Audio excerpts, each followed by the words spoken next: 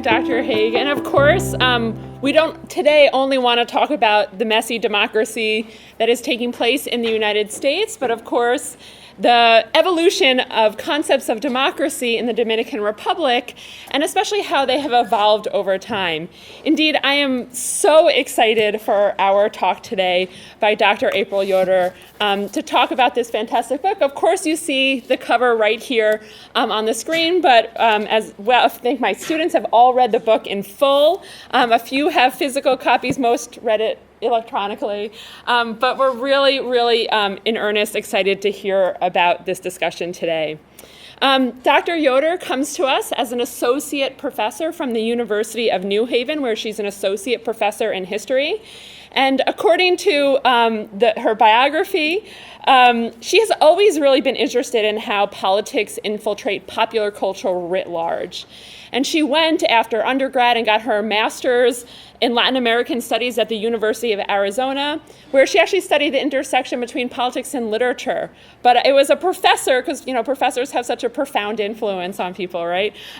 Where that told her maybe she should be exploring the intersection of Dominican politics and baseball, and that is in many ways what inspired her PhD studies. She went on to get her PhD at Georgetown University in Washington, D.C., where indeed she has asked questions about how Dominicans used baseball to express their expectations for democracy.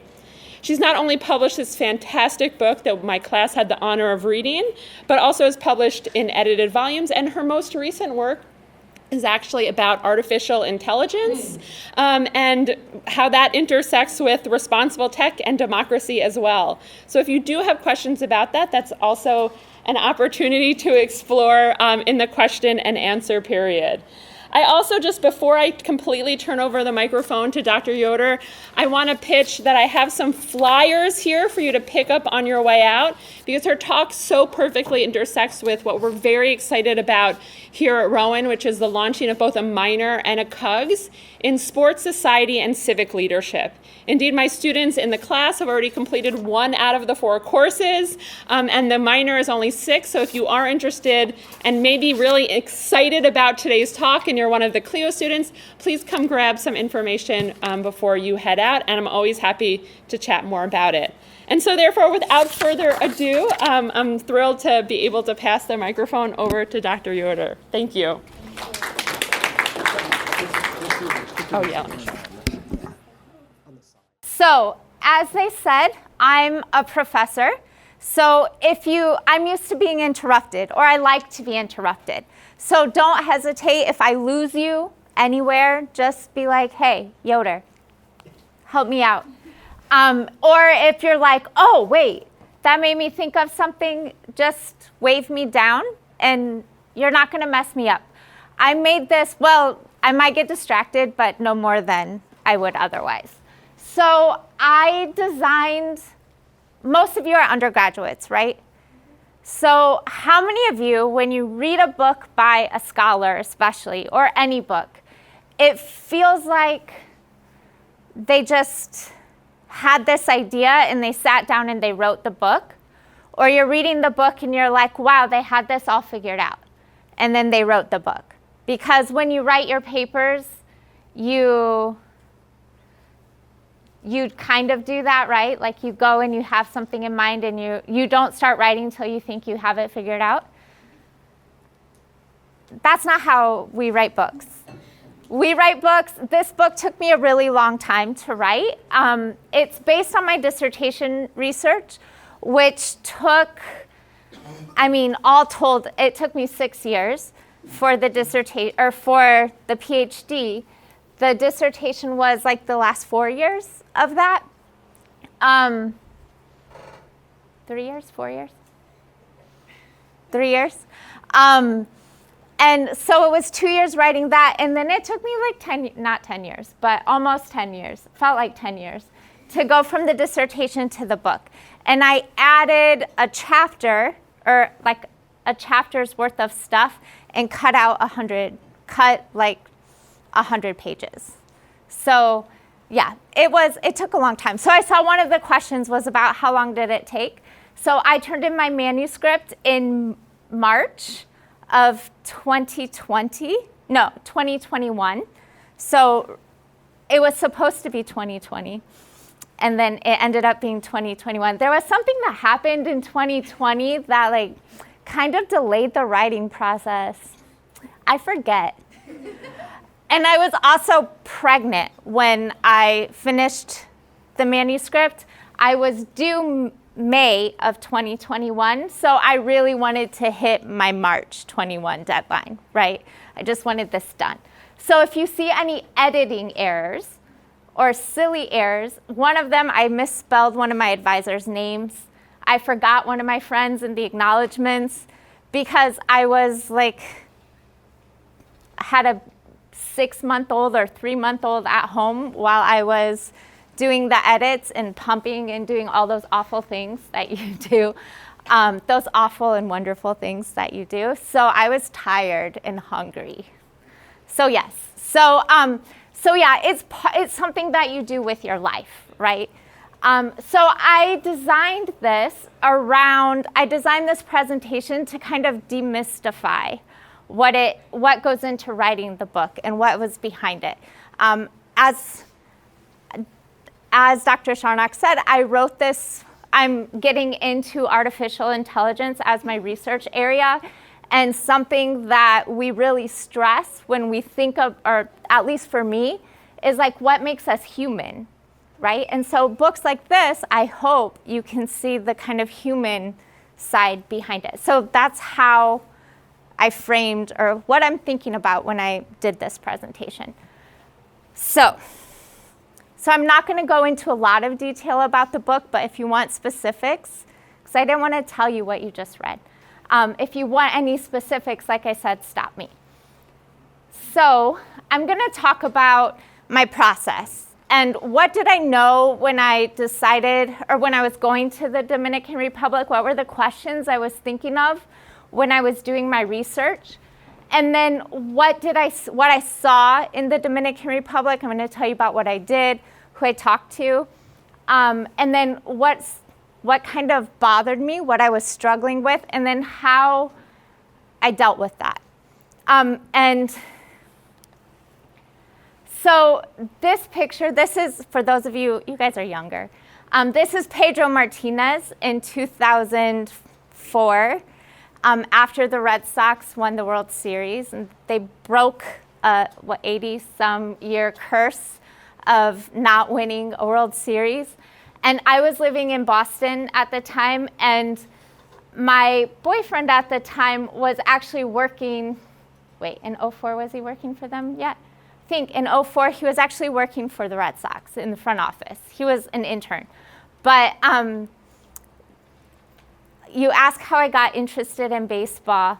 The professor who suggested I look at baseball for my PhD program instead of literature made that suggestion because I was hanging around baseball players a lot in Tucson during spring training because of my then boyfriend.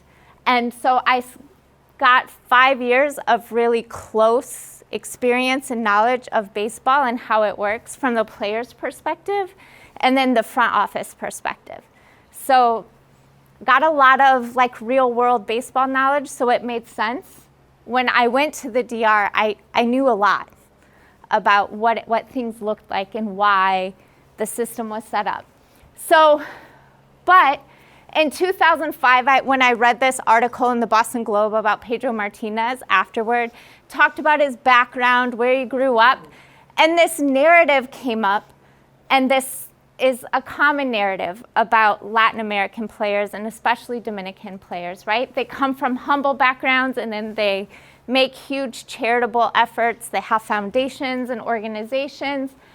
There's Pedro Martinez's teammate, David Ortiz, had been maybe quoted as saying he swung at bad pitches sometimes. He was always trying to hit a home run because you can't walk off the island. Right? This idea that was pretty common, and you've probably all heard it, that baseball is so popular in the Dominican Republic because it represents an escape from poverty, right? It's a way to get out. This rags to riches narrative is common. It's something that Dominican players of the first generation, So the first generation of players, like Ossie Virgil in 1956, he was the first Dominican to play in the big leagues. He came to New York before he made it to the big leagues. And so his story is a little bit different, but he and Felipe Alou, who was the first Dominican from the Dominican Republic to make it to the big leagues in 1958, and then subsequent players, a big narrative is they play baseball, it gives them the money so they can buy a house for their mom, right? And that was in newspapers in the 1960s. I'm thankful for baseball because I was able to buy this home for my family. So this rags to riches narrative is common, and this quotation from Jose Bautista, this is from the Players Tribune. You can maybe see it on the bottom, but this is the proposition presented to Dominican families: have your child give up school at age 12 for a 3% chance to play in the majors, and parents do it happily and willingly. 3% at 12 is actually high. That's wrong, but you get the idea, right? This narrative is pervasive in the Dominican Republic and is pervasive here. So that was something that was in my head when I went to the DR.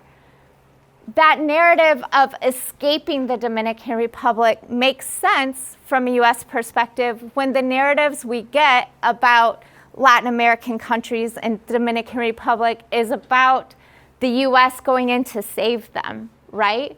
Or going in to help them with disorganized government or instability, right? And this image is part of my attraction to the Dominican Republic. I knew when I went there that the US had intervened in the Dominican Republic in 1965. It was the first time the US had had a boots on the ground intervention in Latin America since the 1930s. And they did it under the guise of the Organization of American States, but the US was very much involved. And so this image, there's a series of these photographs of this Dominican who's like very resistant and defiant. It's very powerful. So this narrative, scholars of an earlier generation, and to an extent my generation also, were very attuned to acts of resistance by Latin Americans, right, to US political intervention, military intervention. And I was interested in that, and I thought maybe baseball would be, that was kind of what I was looking for. Is there a relationship between baseball and politics? What does it look like? And is it a way for Dominicans to resist US pressure? These books were integral into my formation and my knowledge about Dominican baseball. Rob Ruck is a historian. He's actually at the University of Pittsburgh. And he has a newer book about football, American football, rather. And his book is really good at getting like background and cultural information about baseball in Dominican culture and Dominican ways of life, including politics. And Alan Klein's Sugar Ball, he's an anthropologist. He framed the study around the question of domination, who's in control of baseball. And so I went with that narrative, and he was talking about how Major League Baseball is dominating. And near the end of Ruck's book, he talks about the rise of the academies. And they're both very focused on how US baseball and the fact that Dominican players were going to the United States was undermining this like rich history of winter baseball in the Dominican Republic, right? So there's this narrative of decline of local institutions while players are getting these individual opportunities.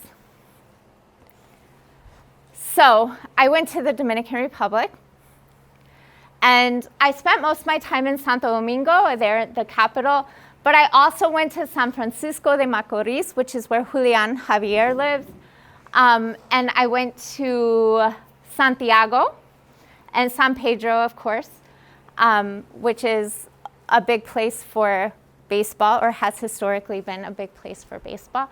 So I went to the Dominican Republic, and for the first time in 2009, I was there for a couple months. And then I went in 2011, was there for a year, and then I went back every summer.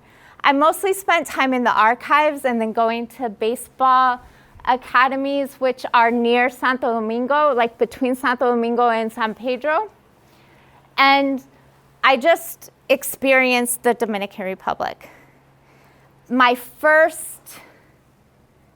After a few months there, when I was getting ready for my first winter baseball game, I went to a camera shop for something, some kind of help, and I just casually asked, baseball starting, I'm really excited, I'm gonna go to see Escogido play this tonight. And we got into this conversation about baseball. Like, who's your team? Who's your team?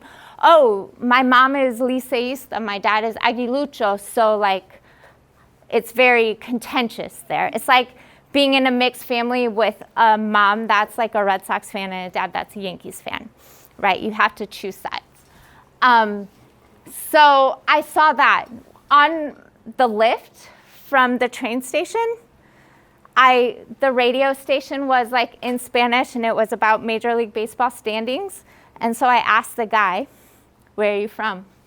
And soy dominicano. Yeah, and so we talked about baseball. I showed him my book. And it was awesome. We talked the whole way from the train station to here about baseball and where he was from, and kind of made my day, right?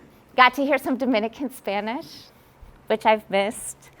So I went there. My advisor told me when I got there, he's like, if nothing else, just look at newspapers. So that's what I did. That was the best advice. I saw somebody ask about political cartoons in the questions you sent.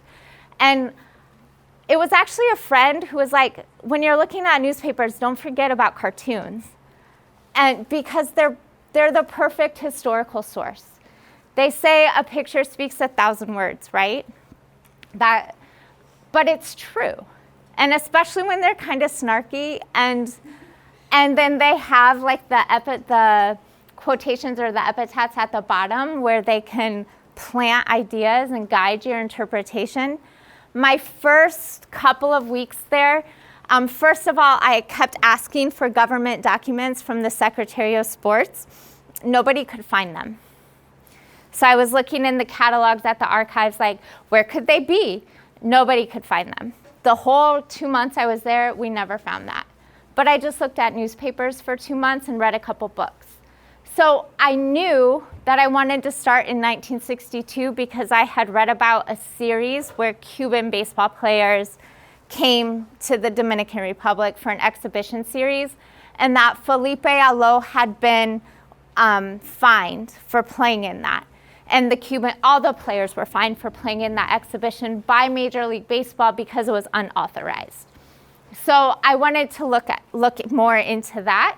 So I started, I think, in October of 1962, and this cartoon, the first one, with the arms and the hands over the stadium, was one of the first cartoons I saw. I was so excited when I saw this, because does baseball have a relationship to politics in the Dominican Republic?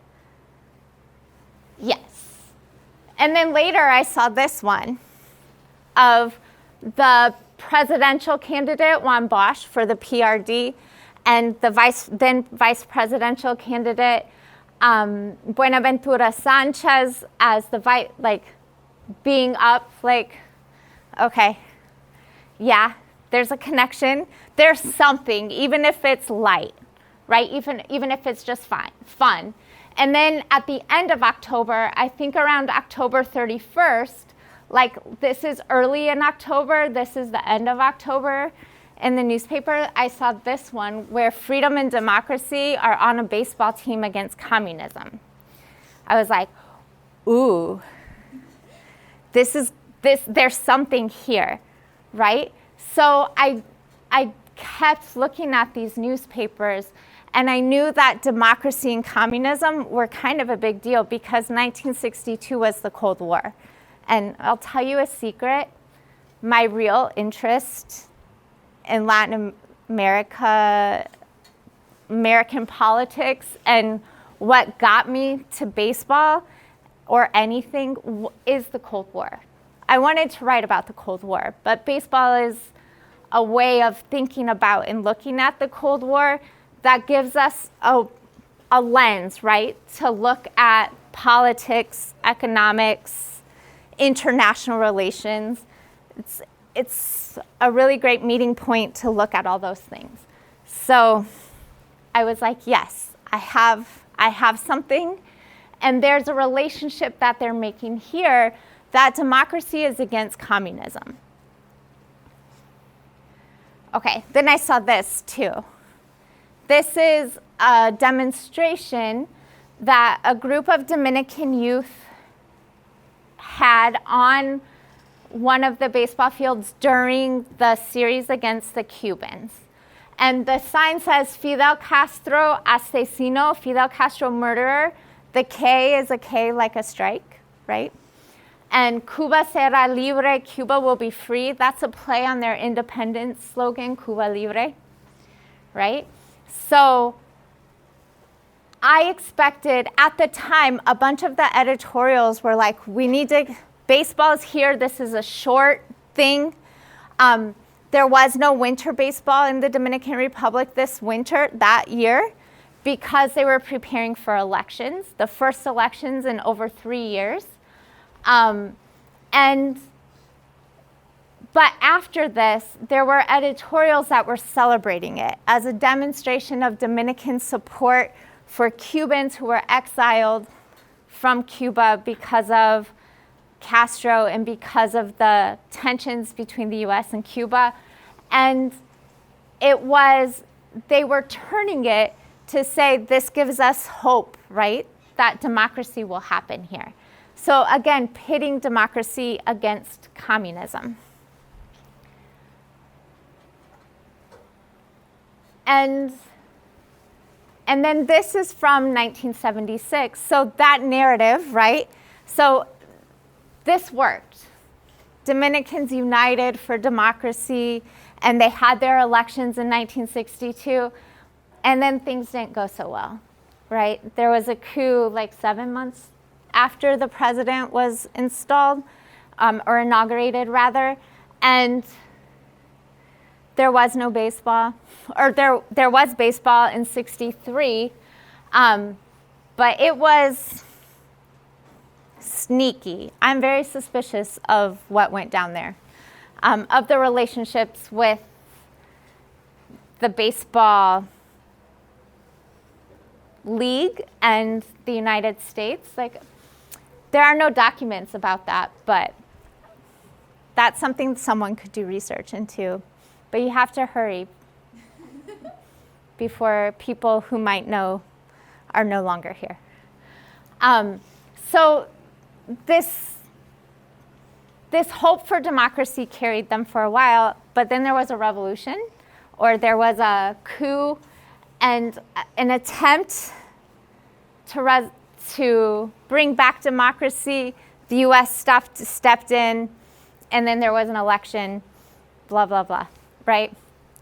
And so during all of that, I just watched the narratives around baseball, and I realized that what was different, the point of conflict between Dominicans and the United States was about, what does democracy mean?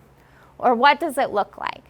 Democracy here, and when we're talking about freedom, it meant, when they described this magnificent inspiration for Dominican youth, or the society that they were going to create with democracy following the lift they would get through sports, it imagined a future where there was like political equality, civil rights, people had opportunity like economic opportunity. And we started to see more and more where democracy meant not communism and not dictatorship. But then they had the election, and I saw the narrative shift. The narrative went from this is democracy and look at our leaders, our baseball leaders who show that we can do this, to, okay, democracy means these things, right? It means economic opportunity for everyone, and it means the government is responsible for this. And we're responsible to each other. Democracy is a social, it's a society character. It's something we have as a society. So this is where I landed on the distinction between professional baseball and amateur baseball, right? Professional baseball is about individual opportunity, and freedom meant individual freedom, whether that be in economics or like for your company, or for an individual, like doing what you want. But amateur baseball meant that we as a society are gonna support each other and promote this opportunity. So that's where we get the professional versus amateur distinction. And Dominicans tried to get their government to support amateur sport in part through this narrative that that was the democratic way to do things. So if you're going to say that we're a democracy, we need to do these things. So this is from, I think, 1976, and it shows amateur sport is the tree, right? And there's a ladder to help the, how do you translate it? Peasant youth, I guess, or country youth to reach the benefits of amateur sport by this resolution from the Dominican Olympic Committee, right? So amateur sport is a way to achieve their potential, and this was a way of getting that, of the official entity providing opportunities to do that. But then I read about the Cibao Summer League in 1975, right? The Cibao Summer League was a professional baseball league, and that narrative shifted. The Cibao Summer League was in line with what we would maybe today call stakeholder capitalism. Has anyone heard that term? This idea that capitalism shouldn't benefit just the shareholders, right? The people who own the stock. It should benefit everybody, like the employees and the people, like people doing the work, people, the customers, the society that supports the corporation. So that this is my conclusion in hindsight, right? But the Cibao Summer League was a way for professional baseball to actually support players, develop them, veteran players. It gave them new opportunities. They could become coaches, managers. Some of them were owners, like the wealthier ones who had success in Major League Baseball were owners of teams. And it eventually went to benefit also aspiring, like younger prospects. But the narrative shifted with the Cibao Summer League from being professional baseball is just capitalism to being there's professional baseball can also have a social benefit. And so looking at ways to develop capitalism and to develop industries in a way that would benefit Dominicans. This is what I called the third way in the book, right? It's not just capitalism versus communism. There's something in between where we can take some of the ideas that make people think about communism to make capitalism better and serve our democratic interests, the democratic idea that they had that democratic government should ensure that we have equal economic opportunity and political rights. So this is like all slang in this, but this is one of the teams recruiting Felix Santana to their team, who is someone who was a very popular Winter League player, but didn't really make it out of the minor leagues in the U.S. And they were very excited to have him there. So there's I chose this cartoon in part because it shows that the Cibao Summer League valued players, right? But for those of you who read the book, you know that the Cibao Summer League, after 10 years, became what is today the Dominican Summer League, where it's all the players are affiliated with major league academies. So they're already professional baseball players, as they were here. But they're young players that basically are developing in the Dominican Republic to be sent to the U.S. for baseball here.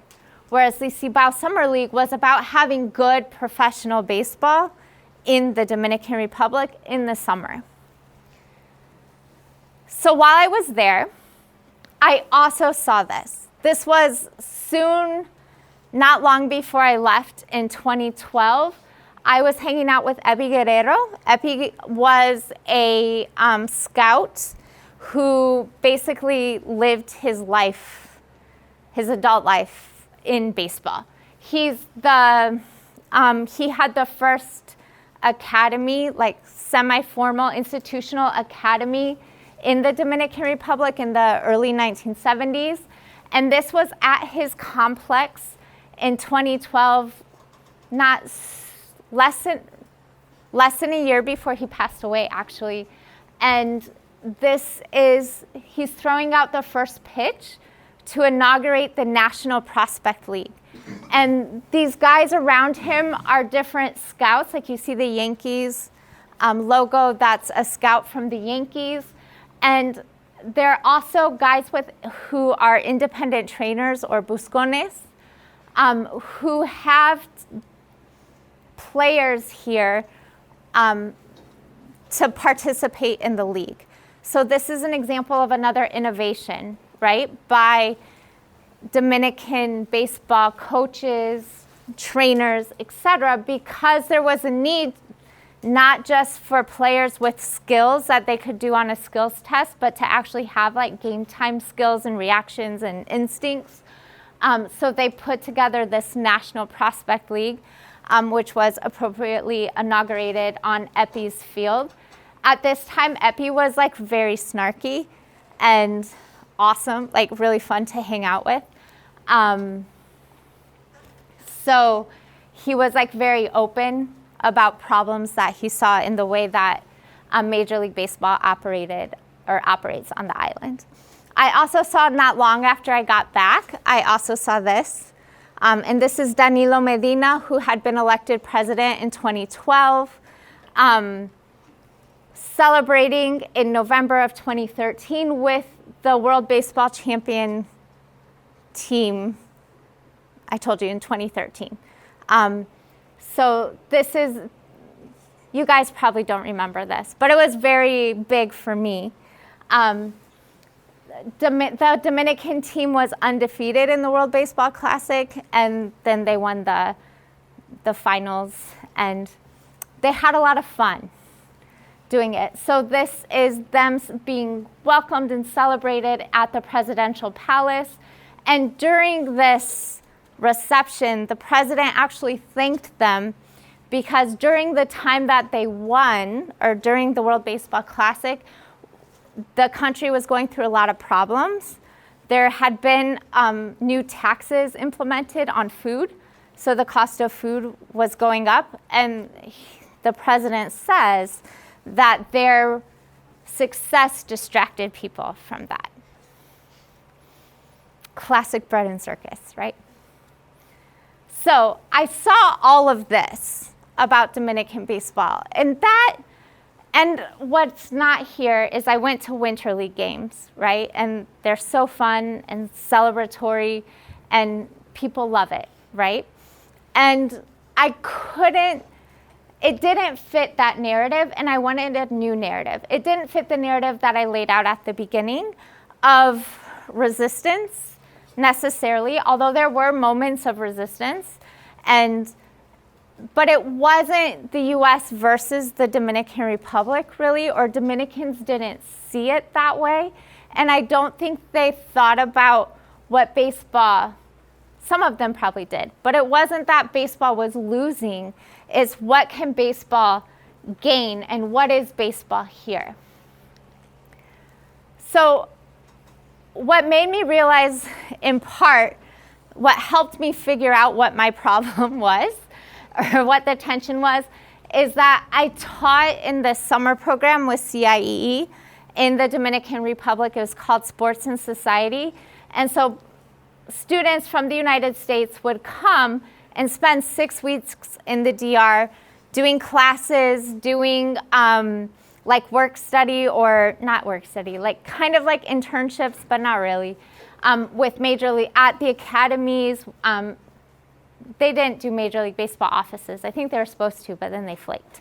And at Little Leagues. So they got all these really great experiences, like one-on-one with Dominicans playing in the setting of baseball.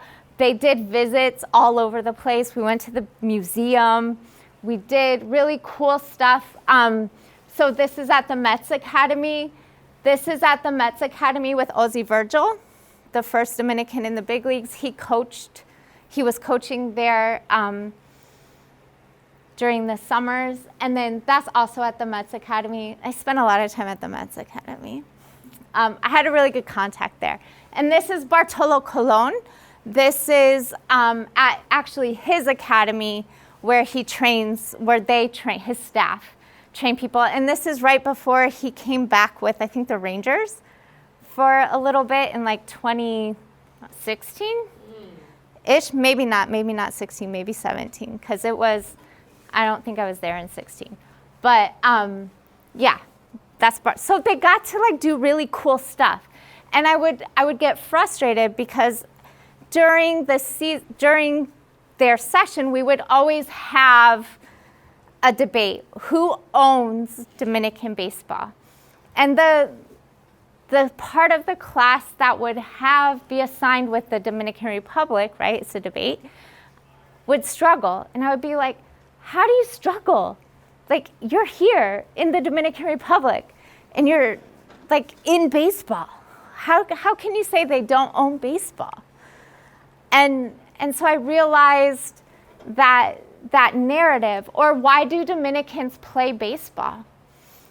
That to escape poverty, it's an escape from poverty, kept coming up. And so I decided that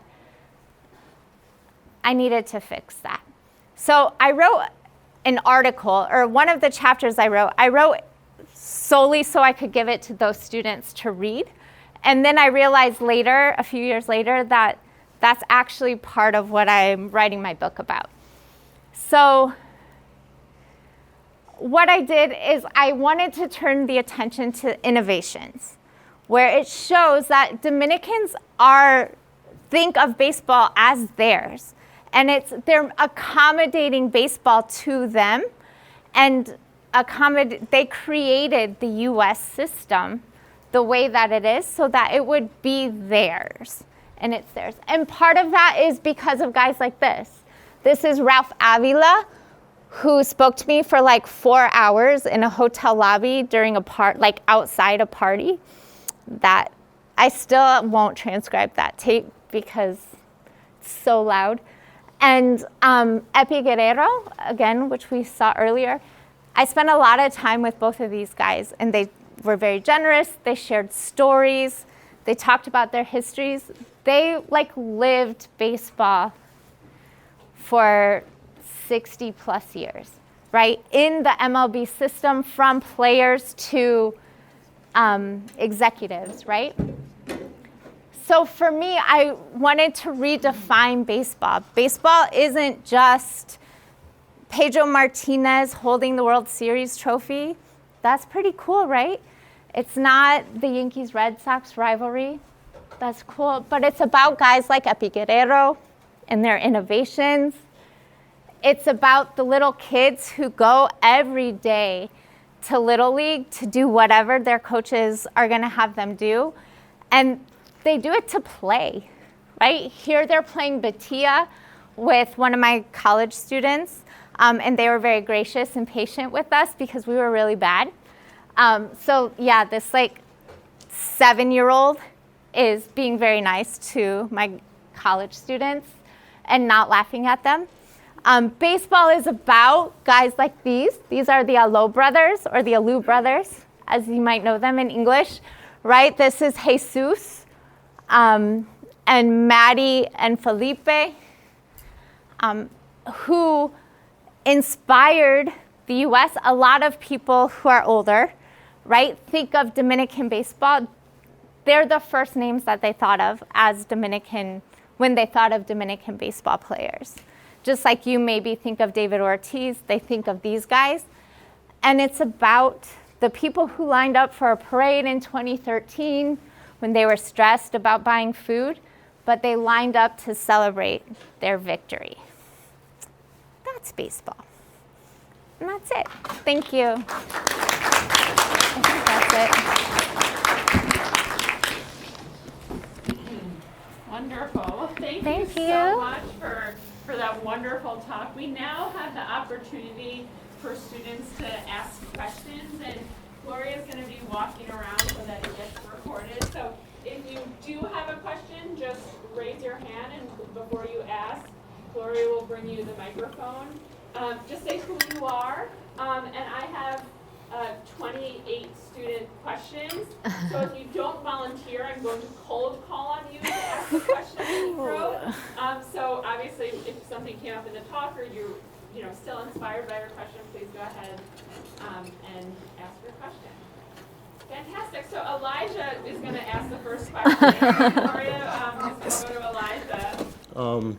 Okay, so you mentioned a lot about like ownership of baseball. Put it on the table. So I guess my question is like who do you believe owns baseball? I think, if anyone does. Yeah, I think, well, right, there's no one owner, and it depends on how you define baseball. But if we say that the U.S. or Major League Baseball owns Dominican baseball, then we miss all of this, right? The resources of Major League Baseball, and somebody asked in one of the questions, I just looked over them on my way here. Somebody asked in one of the questions whether the fact that Major League Baseball is filling a role that government should fill in the Dominican Republic is a problem, or whether I think that's a problem. And yes, I think that's a problem, right? It's a problem for democracy when corporations are the ones filling these needs, because what happens when that corporation goes away? The government should be more stable or like more consistent and continual there. So I think the question of ownership is, I think Dominicans own Dominican baseball when it's this. And they own the part of the industry that is in their country. They own all of that. And even if baseball goes away from the Dominican Republic, if they build new academies they built some in Venezuela for a while. If they go back to Venezuela, or if they end up building some in Cuba later, eventually, Dominicans still own that process because they shaped it. And Dominicans today are in all parts of Major League Baseball. They're at all levels. Some in the C-suite, right? They're not a lot in the ownership levels, but they're getting there. So I think Dominicans own Dominican baseball. And there's Major League Baseball as part of that, but it's not all of that. That's what I think. Thank you. You can just leave it. Okay. My name's Bobby Hackney. Hello. I have a question. What is the actual statistic of how many of these young boys are leaving school to go practice baseball all day? And is it only baseball for the males, as well as what about the females in the island? What are they doing? So there is, or at least when I was there last, there is a girls baseball program. And so like when we did RBI stuff at Little Leagues, reviving baseball in inner cities, or something is what RBI stands for, but it's like an MLB program. There are girls teams to that, and there's like a girls baseball tournament every year. I haven't been there since before COVID, so that was, there was that too. But I mean, obviously the girls aren't dreaming of being Major League Baseball players. Maybe they are, maybe eventually, right? But yeah, that's not there. So I don't know the actual statistic, but it's a lot. And they're working on it. And Major League Baseball and Major League Baseball teams, some of the teams do better than others. The Mets, one reason why we go there, why we would go there a lot, is because they're actually doing very well in building the education programs. Some of my students from the CIE program, a lot of them work in baseball now. And one of them, she just moved teams. I think she was with the Marlins. I forget where she went. I wanted to say Pittsburgh, but that doesn't Well, if you want my seem right. students to like her, you can just say she's with the Phillies now. Yeah. I don't know. You don't have to like her. But she was with the Marlins and in Florida, and she was working in their education stuff and showing, you know, every year they would have like a big graduation ceremony. But that's like while they're in the academies, getting them to go back to school to study. And a lot of them will have left school at like 8th grade. The system's a little bit different there, where like to pass high school, they do like kind of distance learning in a lot of the programs, and you just have to take a test. So kind of like a GED, but yeah, I don't know the actual statistics, but that's it's a problem that a lot of boys leave school, and baseball is one of the reasons. But even if baseball weren't there, there were still more boys than girls leaving school that young because they would have to go work. Like whether that's packing groceries or practicing baseball and hoping to be Major League Baseball players. Yeah.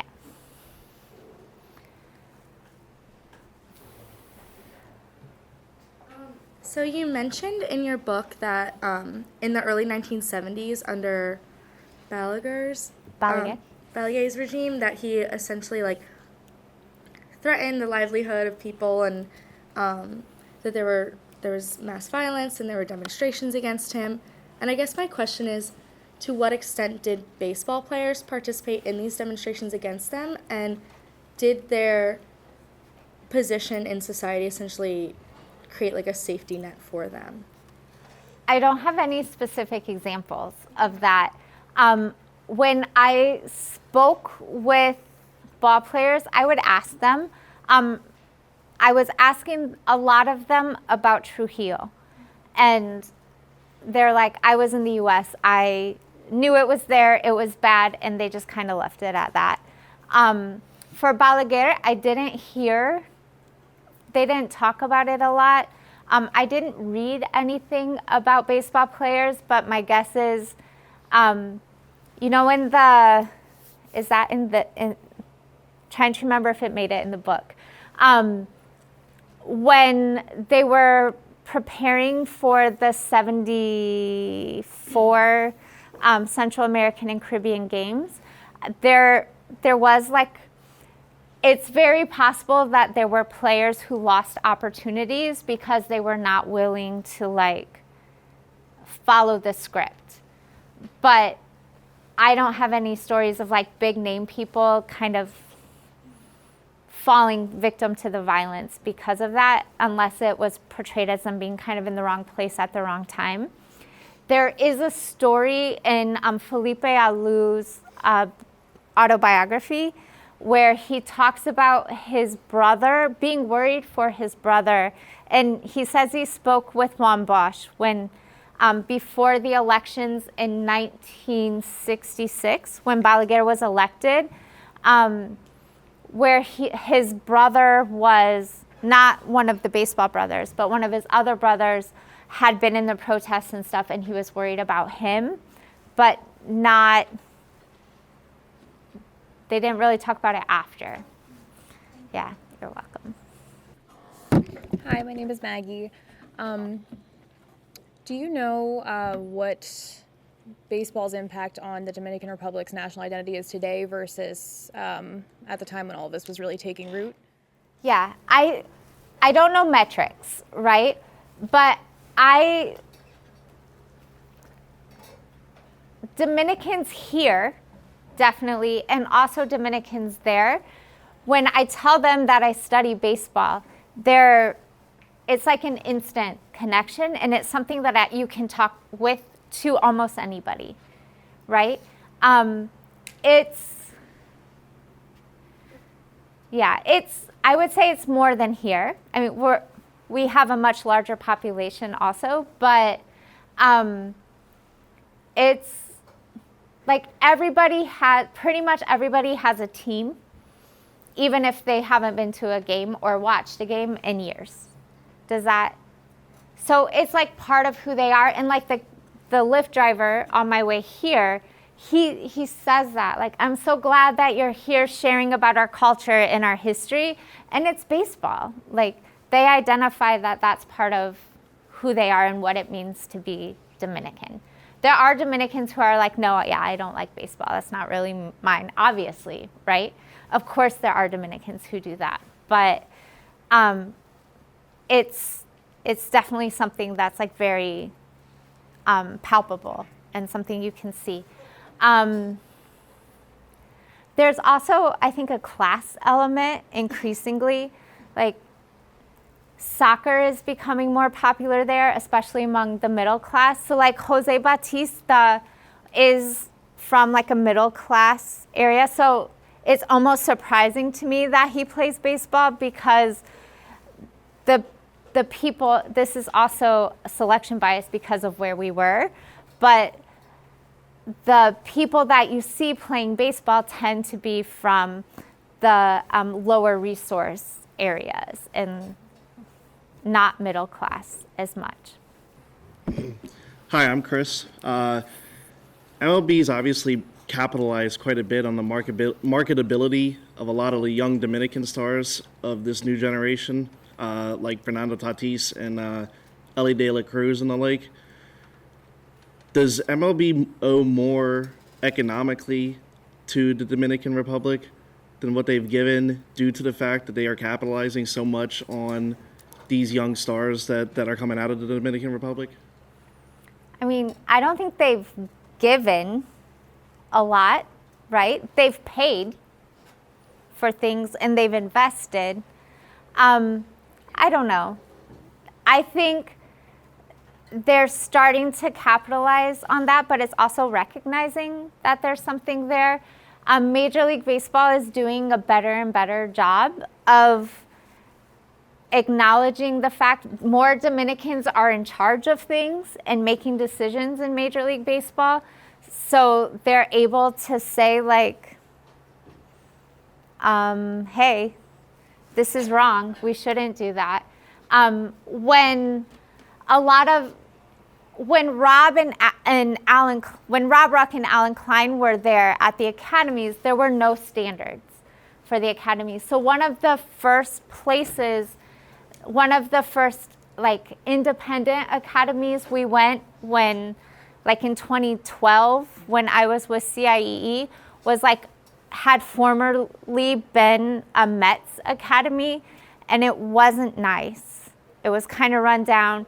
And you think of all the money that Major League Baseball teams have, and they weren't investing it there.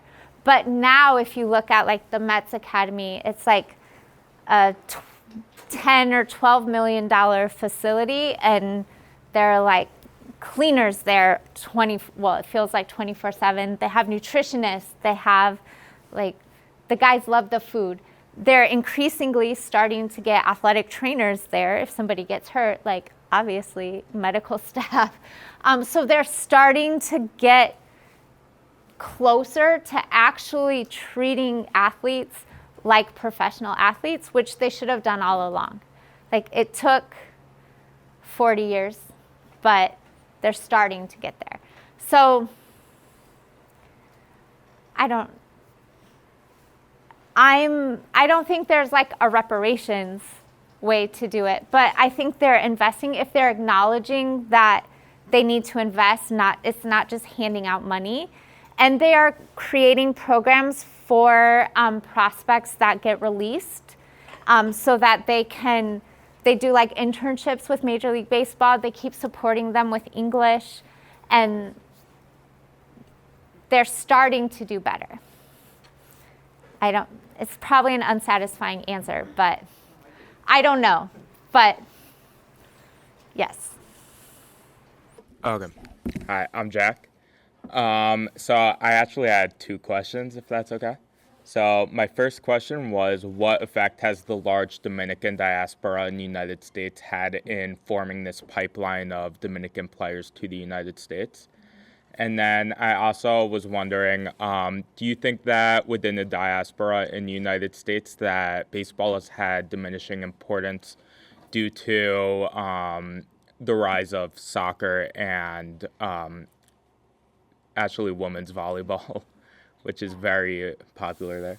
Well, women's volleyball is very popular in the DR too, right? Because their women's national team has had a lot of success. And so, yeah, I don't know about the diaspora. What I've seen, I mean, Dominicans are all over the place, right? And like the diaspora in New York, there's still a lot of baseball, but I think as the generations pass, probably they get more distributed, right, into other sports and stuff. But yeah, I'm not a good person to do that because I haven't studied the diaspora. But there are also like something that actually surprised me, maybe, in part because of this escape from poverty narrative, and something that kind of reminds me that baseball is about love. Like, you don't become a Major League Baseball because you want to escape poverty. You become a Major League Baseball player because you love baseball, right? Hopefully, at least, if you're a professional in something, you have to spend a lot of time doing it. Hopefully you don't hate it. When I was in the DR one summer, one of the kids I saw at one of the like independent academies, and it wasn't like a great one, was the son of Jorge Bell, or George Bell, who played, I think, in the 80s or 90s, I think for the Blue Jays. So like this son of a professional baseball player was pursuing professional baseball, and and his dad was older, so it kind of surprised me, but there is that still, like, they still love baseball. So, yeah. Okay, thank you. And was there? I also asked, what effect has the Dominican diaspora had in forming this pipeline? So you kind of just answered that. Yeah, well, Dominicans started coming in larger numbers in the 60s when Dominicans were becoming more prevalent in Major League Baseball, or when this kind of pipeline started. And some players from, like Alex Rodriguez, was born in well, maybe not born in the U.S., but he grew up in the U.S. and would go back to the DR. And there are, like, the diaspora isn't separate. So there are players who are in the U.S. who actually go back to the DR to train for baseball. I saw a couple at one of the independent training places that we went, or it was a little league. They were working out with trainers there. So there are some guys who do that, like come up in the U.S., like go to high school in the U.S. and then go back to the DR in the summer to train or play baseball, or leave the US and go train there, like stay with family there and do that. So I don't know about like numbers and what it looks like, but there are examples of that, just anecdotal, I guess. Mine was less of a question. I kind of wanted to add on to what we were talking about before, about the U.S. and like kind of like giving back to the Dominican Republic.